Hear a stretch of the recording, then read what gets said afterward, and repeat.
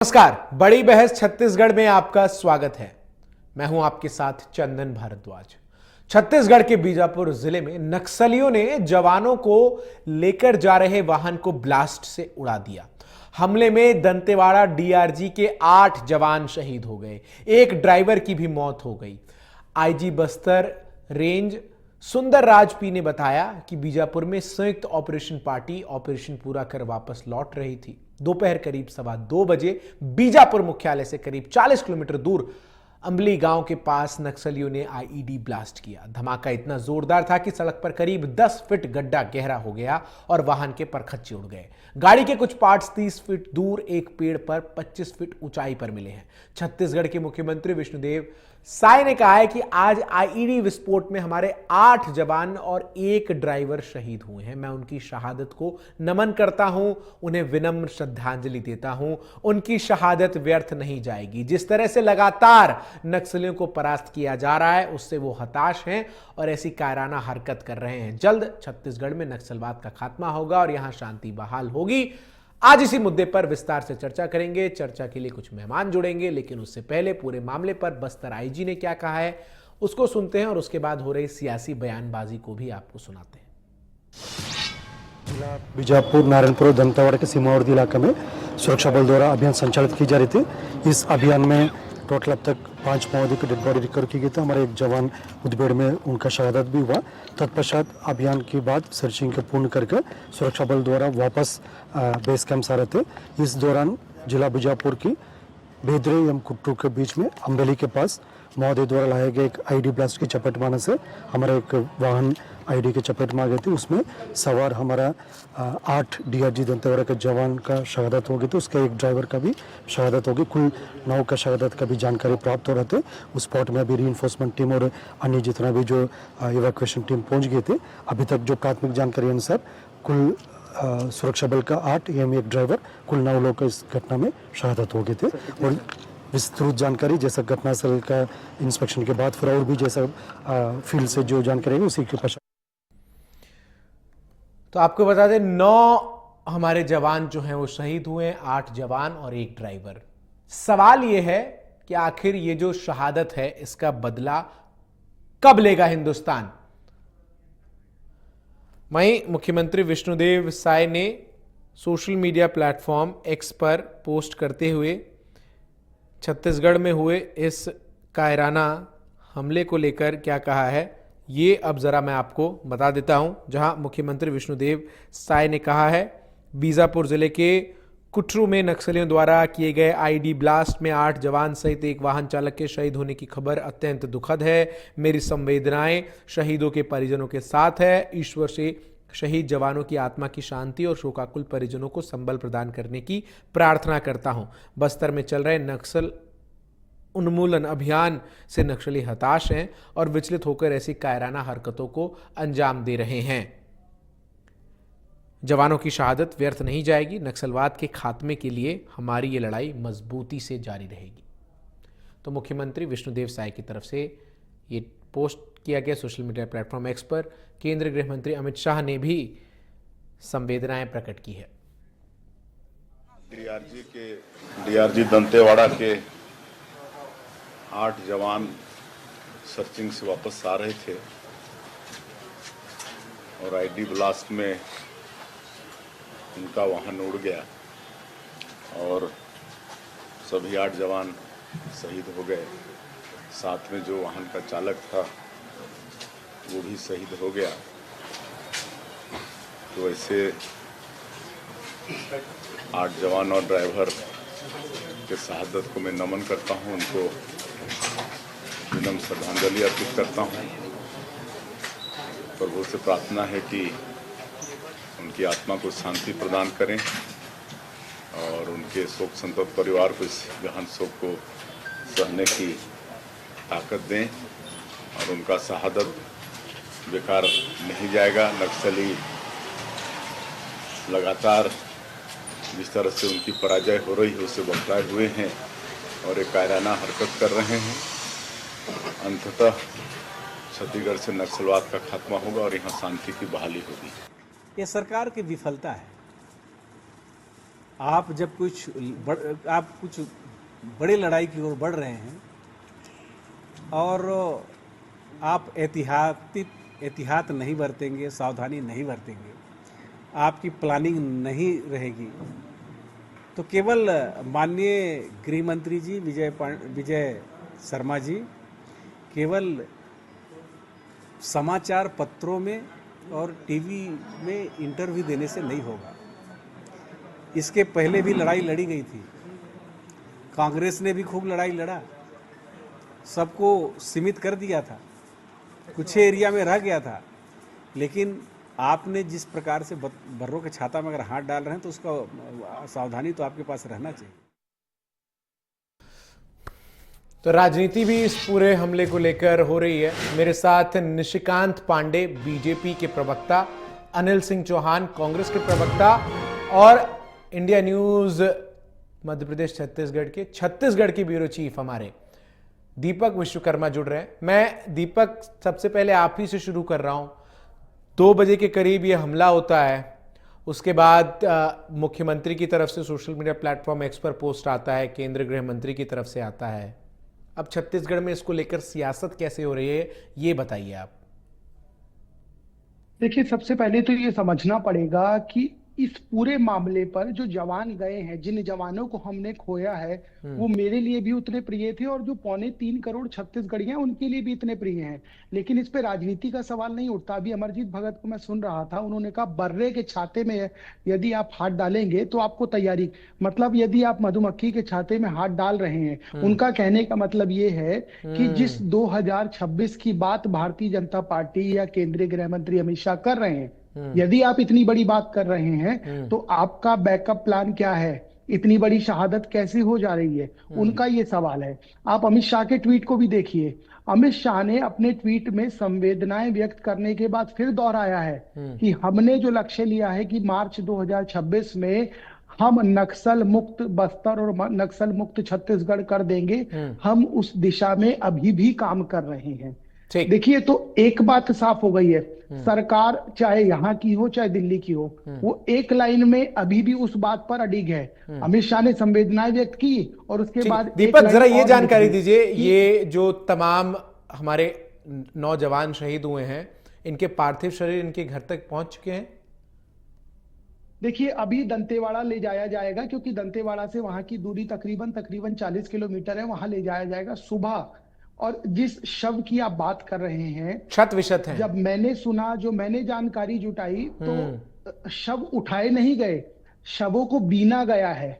बस्तर में महुआ बहुत होता है, महुआ जैसे बीनने जाते हैं, ऐसे उन शवों को बीना गया है और बीनने के बाद किसी थैली में रखा गया इकट्ठा करके। और हृदय विदारक बात ये निकल के आई कि कौन से जवान किस घर जाएगा ये नहीं पता लग पा रहा है। जो स्थिति उन शवों की है, हमारे उन बहादुर जवानों की है, उस स्थिति में किसका हाथ किसके घर जाएगा, किसका धड़ किसके घर जाएगा, किसका पैर कहां जाएगा, ये नहीं पता लग पा रहा है। ठीक है, मैं दीपक आपके पास आ रहा हूं। यदि राजनेता राजनीति कर रहे हैं, दीपक मैं आपके पास आ रहा हूं। मेरे साथ अनिल सिंह चौहान और निशिकांत पांडे हैं। निशिकांत पांडे जी, इतना बड़ा हमला हो जाता है, आईडी लगाकर 9 जवान जो हैं वो हमारे वीर गति को प्राप्त हो चुके हैं। लूपहोल था सिस्टम में जिसकी वजह से इतना बड़ा हादसा हो पाया।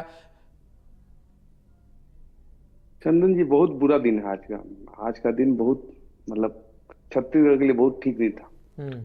हमारे डीआरजी के 8 जवान के साथ ड्राइवर अपने सर्वोच्च बलिदान को दे दिए। और जो अभी दीपक जी बोल रहे थे, विश्वास कीजिए रोंगटे खड़े होकर सिर्फ सुन के, जिस प्रकार से वो एलोबरेट कर रहे थे कि बिना गया, महुए के जैसा 100 को बिना गया।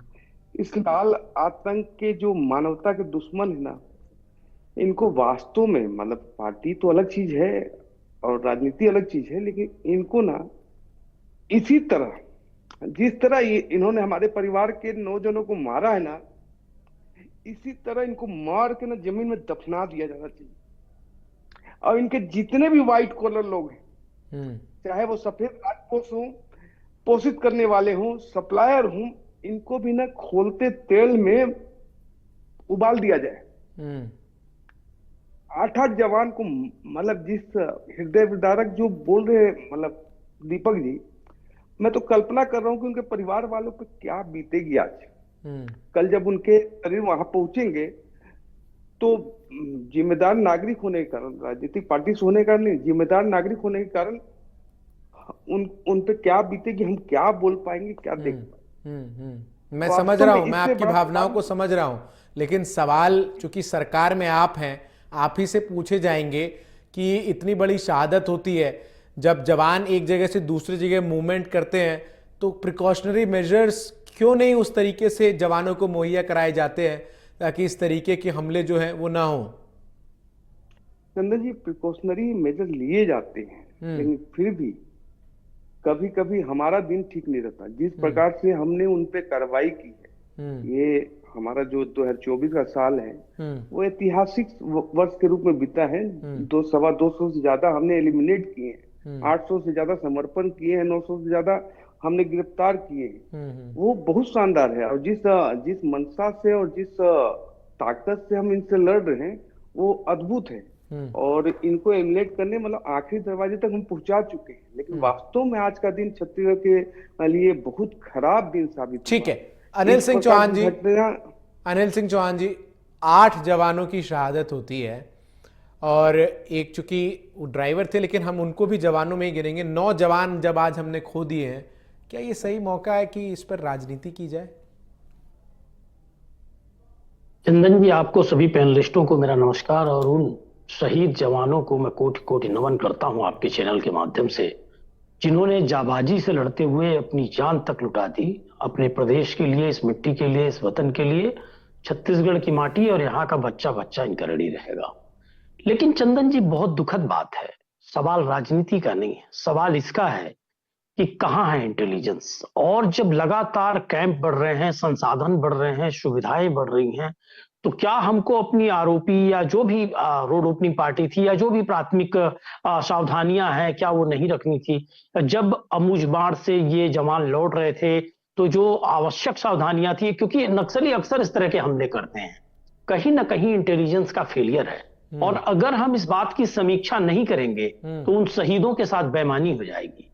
अगर हम ये सोचकर चुप हो जाएंगे कि नहीं ये राजनीति का पार्ट हो जाएगा, हमको इस बात को नहीं बोलना है, तो मैं ये समझता हूं कि ये शहीदों के साथ धोखा होगा। मतलब आप कह रहे हैं जिम्मेदारी कौन लेगा? चूक कहां हुई है, आप ये कह रहे हैं ना निश्चित रूप से जिम्मेदारी कौन लेगा? निश्चित रूप से जिम्मेदारी लेनी होगी। जिन जवानों ने इस प्रदेश के लिए, देश के लिए जान दी है, उनकी जान क्यों गई, ये बहुत गंभीर जांच का विषय है। क्या इंटेलिजेंस सुस्त था या इंटेलिजेंस की कोई इनपुट था, उसके बाद भी लापरवाही बरती गई? ये सारी बातें जांच की हैं और ये जांच होनी चाहिए। दूसरी बात, एक चीज और कहूंगा चंदन जी, में कि एक हाथ से अगर हम वार करते हैं नक्सलवाद पर, तो एक हाथ से हमें वनांचल के उन बेकसूर और निर्दोष आदिवासियों की रक्षा भी करनी होगी। उनको विकास और विश्वास की मुख्य धारा में जोड़ना होगा। जब हम उनको जोड़ेंगे तो हमारा इनपुट, हमारा वहां हमारे मुखबिर या हमारा सूचना तंत्र वहां मजबूत होगा। कहीं ना कहीं सरकार इस विषय पर फेल है। देखिए, ये विपक्ष में होने के नाते हमारा फीडबैक है। हम कहीं से ऐसा नहीं है कि हम कोई राजनीति करना चाहते हैं। पुलवामा में जो राजनीति हुई वो आज भी देश उससे शर्मसार है। हम उस तरह की राजनीति कभी नहीं करते। लेकिन सवाल इस बात का है कि जब भी इनकाउंटर पर सवाल उठे, वहां कोई निर्दोष आदिवासी परेशान किया जाए, तो जांच ही नहीं होगी। इस बात पर सरकार को नहीं अड़ना चाहिए। अरे मैं कहता हूं, जांच कराने में क्या हर्जा है? अगर कोई सही है, ईमानदार है, तो वो छूटेगा। कहीं लापरवाही है तो उसको सजा मिलेगी। इससे डेमोक्रेसी बहुत स्ट्रांग होती है और वनांचल के लोग में डेमोक्रेसी के प्रति विश्वास जो है वो बढ़ेगा। देखिए, नक्सलवाद और लोकतंत्र दोनों विपरीत धाराएं हैं। हमको लोकतंत्र पर लोगों का विश्वास बढ़ाना है और उसके लिए एक ही रास्ता है कि हम सद्भावना की बात करें, प्रेम की बात करें, विकास की बात करें। मैं दीपक आपके पास आ रहा हूं, लेकिन उसके पहले मैं निशिकांत पांडे जी, आप चूंकि अनिल जी ने सवाल पूछा और ये सवाल वाजिब भी है। इतने बड़े हमले में हमारे नौजवान शहीद होते हैं, रिस्पॉन्सिबिलिटी किसकी, अकाउंटेबिलिटी क्यों नहीं तय हो रही है? बिल्कुल तय होगी चंदन जी, अकाउंटेबिलिटी बिल्कुल तय होगी और बिल्कुल जांच की जाएगी। इसमें कोई किंतु परंतु नहीं है। लेकिन जिस प्रकार से अगर अनिल सिंह चौहान चर्चा कर रहे हैं, जिस प्रकार से 29 नक्सलियों को मारा गया यहाँ प्रदेश में, वो देश का सबसे बड़ा एलिमिनेट किया घटना हो सकता है।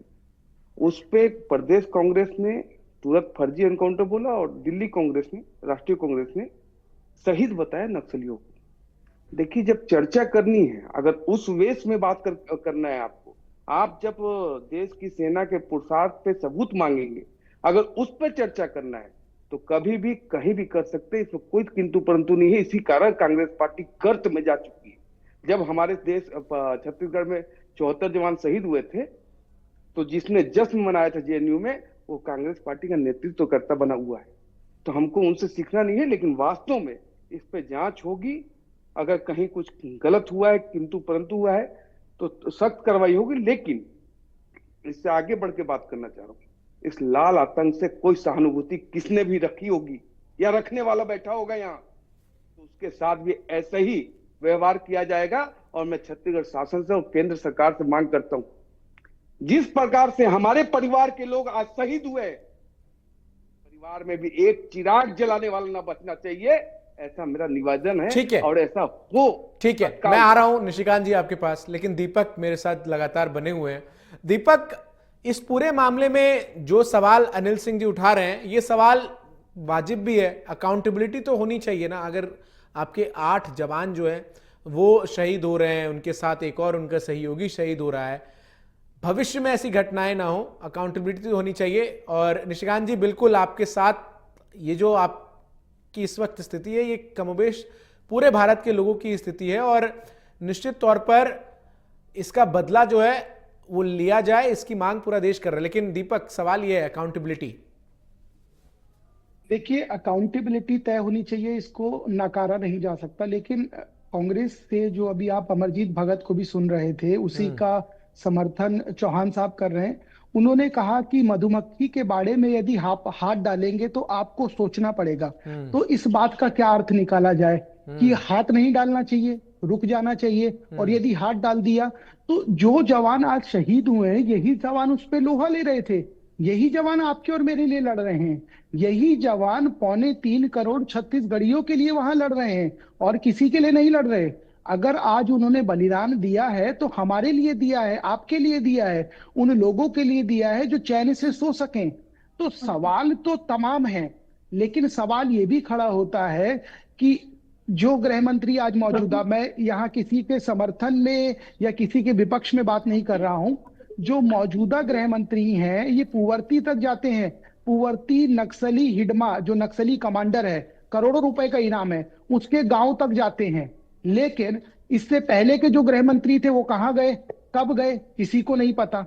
तो सवाल तमाम है, आपने क्या किया, उसने क्या किया, इससे मतलब नहीं है। लेकिन यदि हमारे जवान आज शहीद हुए हैं तो सवाल ना खड़ा करके उनके साथ खड़ा होना होगा, ये सबसे बड़ा सवाल है। और एक बात देखिए, यहां समझनी होगी एक बात, केंद्रीय गृह मंत्री ने ट्वीट करके संवेदनाएं प्रकट की। मैं बार बार उस लाइन को इसलिए कह रहा हूं कि केंद्रीय गृह मंत्री ने ट्वीट कर संवेदनाएं प्रकट की, लेकिन एक लाइन जोड़ दी कि मार्च 2026 तक हम नक्सल मुक्त छत्तीसगढ़ करेंगे। तो उसके बाद सवाल उठाना आपको लगता है लाजमी है? इंटेलिजेंस फेल्योर है, तमाम चीजें, नकारा नहीं जा सकता। ऑफ रिकॉर्ड मेरी कुछ अधिकारियों से बात हुई, उन्होंने बताया कि लगभग 50 किलो के आसपास का आईडी था और कोई ताजा आईडी नहीं था, सड़क बनने से पहले प्लांट किया गया था। मैं फिर एक बार दर्शकों को बता दूं कि नक्सली ऐसे आईडी प्लांट नहीं करते, ये आईडी प्लांट करके अपना एक डेटा मेंटेन करते हैं, और जब उनको टिप मिलती है उसके बाद वो इस तरह की घटनाओं को अंजाम देते हैं। तो सवाल ये खड़ा हो रहा है कि इंटेलिजेंस फेल्योर है, उसको नकारा नहीं जा सकता। लेकिन जिस तरीके से निशिकांत दुबे जी बता रहे थे कि हमने 200 से ज्यादा नक्सलियों को न्यूट्रलाइज किया है, उसको नहीं नकारा जा सकता। बहुत बड़ी तादाद है। आज से कुछ महीने पहले गढ़चिरौली में 27 नक्सलियों को न्यूट्रलाइज किया गया था, मार गिराया गया था। वो देश के इतिहास का सबसे बड़ा नक्सली हमला था जिसमें इतनी बड़ी तादाद में मारे गए। उसके बाद इसी छत्तीसगढ़ में 29 नक्सलियों को मारा गया, उससे बड़ा आंकड़ा आज तक नहीं हुआ। और बीते दिनों में, बीते आप साल 1.5 साल का यदि रिकॉर्ड निकालेंगे तो इसी छत्तीसगढ़ में हमको कैजुअलिटी नहीं हुई थी, लेकिन जिस तरीके से आज हुआ, ठीक है, ये ना भुलाया जा सकता है, बिल्कुल ये ना भुलाया जा सकता है, और इसका लेकिन बदला भी जो है वो यहाँ- पूरा देश चाहता है यहाँ- कि सेना जो है वो ले। यहाँ लेकिन दीपक, आपने एक विपक्ष- बहुत यहाँ इंपॉर्टेंट विपक्ष- सवाल उठाया है, वो मधुमक्खी का छत्ता अगर अनिल सिंह चौहान मेरे घर में लगा है तो मैं तो उसको हटाऊंगा ही ना। ये आपके नेता जो बयान दे रहे हैं कि भाई मधुमक्खी के छत्ते में हाथ डालिएगा तो नुकसान होगा ही, इसका आप समर्थन कर रहे हैं क्या? आज वो भी उन परिस्थितियों में जब 9 जवान जो हैं वो शहीद हो चुके हैं, कल जब उनके घर शव पहुंचेंगे तो जैसा कि दीपक ने बताया, इस बात की प्रामाणिकता नहीं होगी कि ये जो शव में हाथ है ये उन्हीं के बेटे का है या नहीं। चंदन जी, सबसे पहले तो मैं, इंडिया न्यूज बहुत बड़ा चैनल है, रिक्वेस्ट करूंगा आपसे कि इसकी भयावहता को इस तरह ना बताया जाए, उससे हम सबको पीड़ा होती है। अब शहादत तो हुई है, निश्चित रूप से हुई है, और आपसे एक निवेदन और करूंगा कि आपके घर में मधुमक्खी का छत्ता है और आपका 3 साल का बच्चा खेल रहा है, उस समय आप उस छत्ते को मत छेड़िए। छत्ते को छेड़ते समय आपको सावधानी रखना है, सिर्फ इतना अमरजीत भगत जी कह रहे हैं, नहीं तो उस बच्चे को काटेगा तो गंभीर इंजरी हो सकती है। तो सवाल इस बात का है कि आपका तरीका कैसा है उस छत्ते को हटाने का। हम लोगों ने भी नक्सल मुक्त प्रदेश के लिए नीति बनाई, नक्सल पुनर्वास नीति बनाई, और बहुत बेहतर से बेहतर काम और विश्वास पैदा करने का काम किया। अब देखिए, समस्या इस बात की होती है कि इतने गंभीर विषय में राजनीति कैसे होती है। जब 29 नक्सली मारे गए, ना हमारी प्रदेश इकाई ने कोई सवाल उठाया और ना ही राष्ट्रीय इकाई ने। यहां भारतीय जनता पार्टी के प्रवक्ता ये कह रहे हैं कि जो पुराना वीडियो भूपेश बघेल जी का था, जिसमें 12 लोगों का इनकाउंटर हुआ था, उसमें गृहमंत्री जी ने 6-7 का आंकड़ा बताया था, बाकी 4-5 का नहीं बताया था। तो भूपेश बघेल जी ने उस पर जांच की मांग की थी। उस वीडियो को इन लोगों ने 29 नक्सलियों की को मारे जाने के बाद चलाया और कहा कि फर्जी मुठभेड़ की बात कांग्रेस कर रही है। उसी तरह एक राष्ट्रीय प्रवक्ता है हमारे, उनकी टंग थोड़ी सी स्लिप हुई कि हमारा कोई जवान शहीद नहीं हुआ, नक्सली मारे गए, तो इन्होंने उसको मुद्दा बनाया। यहां सवाल दूषित राजनीति का नहीं है।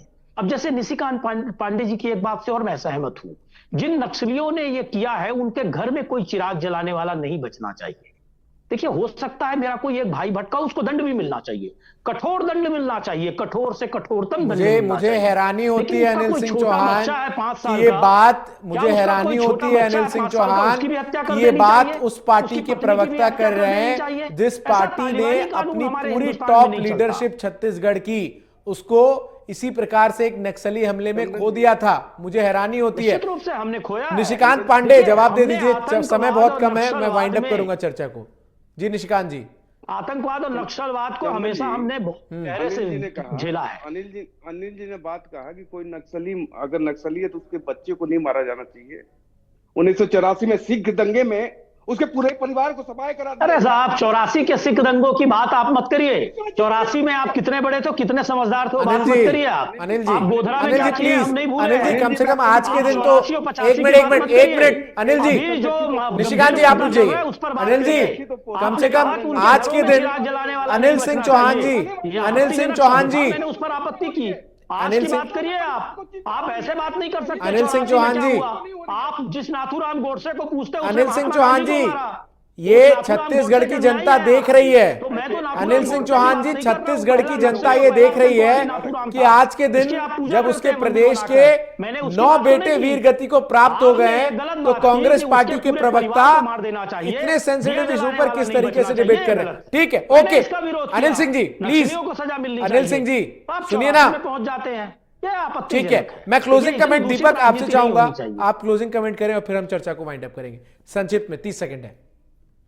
अनिल जी, आपका क्या सहानुभूति है उनसे? हमको ठीक है निशिकांत जी, एलिमिनेट मतलब अरे निशिकांत समझ गया। मैं आप दोनों राजनीतिक पार्टी के प्रवक्ताओं को नहीं कह रहा सपोर्ट करते हुए, इन दोनों की आवाज हो सके तो म्यूट कीजिए। और दीपक जी, मैं क्लोजिंग कमेंट आपसे चाहूंगा, 30 सेकंड है, प्लीज वाइंड अप करें।